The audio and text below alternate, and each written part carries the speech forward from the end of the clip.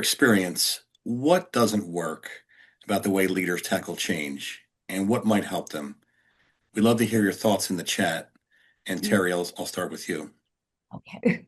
Well, one of the things I think that's tricky, and we all can fall into this rut, is by the time we're ready to communicate to a group of people what's going to happen, we are so tired of talking, right? We've taken a look at the plan up one side and down the other. We've done the pros and cons. We've done so many four boxes that we're just sick of them. The problem is that the group of people that we're going to be talking with, this may be the first time they're hearing about it. They're not ready for action. We're ready for action. They're not ready for action. And so I think it's always important to consider the audience, consider the people whose lives and work are going to change, and then meet them where they are, and then take them where we want to go.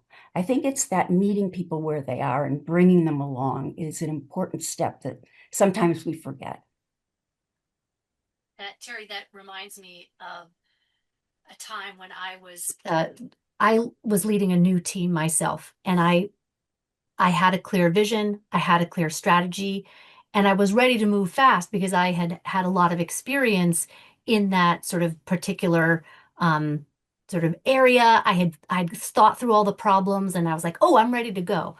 And I had this wonderful set of people on my team. And I tried to explain it, but I was like, I just wanted to get moving. And so I essentially said, if you can just do what I say Mhm. when I say to do it, I promise it will all work out in the end.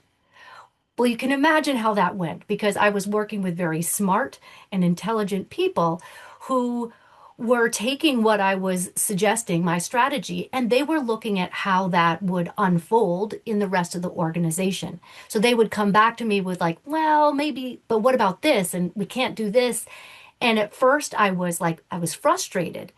But what I realized was that change, translating change to your teams is a negotiation. It's a conversation because they are coming with an awareness of other things in the organization that I didn't know. And I think one of the risks that leaders, and I fell into that trap, is relating to that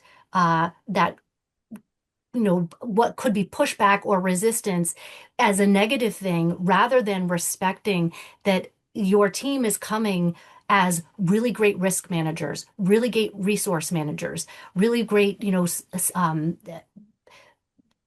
people who are taking the signals of what else is happening in the organization. So one of the things that, when I started to turn that around and we started really working together, things moved so much faster. And I think pitfalls of leaders that I work with is they'll think, oh, well, I said something really clearly, but that doesn't mean that people understood it the same way or they agree with it or that it makes sense within their view.